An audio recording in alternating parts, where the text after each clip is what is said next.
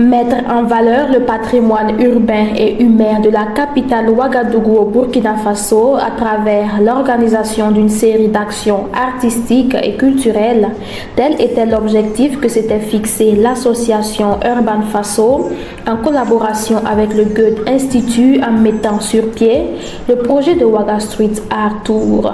Officiellement lancé le lundi 3 avril 2023, l'initiative a permis du 20 février au 20 juin 2023 de former 360 femmes de 12 quartiers de la ville de Ouagadougou que sont Samandin, Ouidi, Tampoui, Tanguin, Pissi, Nagrin, Dagnoé, Zaktouli, Camboinsin, Bendoro, Karpala et Padoua dans les métiers de l'art tels que le dessin, le breakdance et la photographie. Regroupant toutes les formes d'art réalisées dans l'espace public et englobant diverses techniques, le street art est selon El Marto un moyen de divertissement et de découverte pour les Ouagalais en général et les femmes en particulier. On a remarqué qu'il y avait un déficit en tout cas dans le secteur des arts urbains, mais dans l'art en général,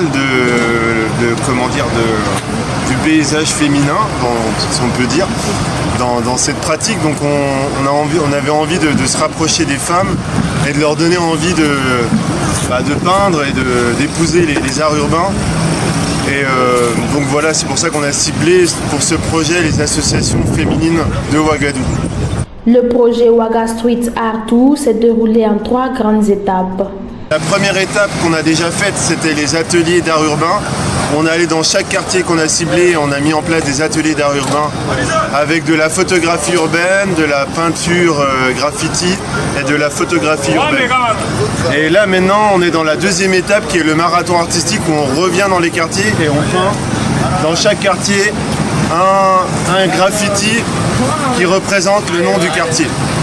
Et la troisième étape sera de revenir dans les quartiers et faire une caravane, sous la forme d'une caravane, où là ça sera la fête et on présentera la vidéo qui retrace tout le projet, ainsi que les ateliers, ce qui a été fait pendant les ateliers avec les femmes. Tout comme dans les autres quartiers de la ville de Ouagadougou, ici dans le quartier Pissi, c'est le mur de la salle de ciné Canal Olympia qui a servi de support pour la réalisation de cette fresque. Elle retrace l'histoire du quartier. L'histoire de Pissi, je ne peux pas le raconter tout à fait, mais c'est comme je vous ai dit, et à travers le fresque, à travers le dessin, on sait déjà que Pissi, ce sont les granites. Et voilà que les granites sont représentés. On voit que Pissi également, on voit Boulmiou, le barrage qui est à Pissi. Tout ça, c'est l'histoire de Pissi comme ça. Voilà. Et il y avait la Bata qui est toujours représentée. Les enfants qui n'ont pas connu ça, à travers le dessin, le fresque, vont reconnaître qu'en tout cas à Pissi, il y avait une usine qu'on appelait Bata, tout ça là. Partenaire du projet, l'association Namalkopsanga des femmes du Burkina, à travers sa présidente, salue l'initiative. Elle fait remarquer que ce projet, tout en participant de manière originale à l'attractivité de la ville des quartiers, a connu une forte mobilisation des femmes et leur a permis de tisser des liens entre elles.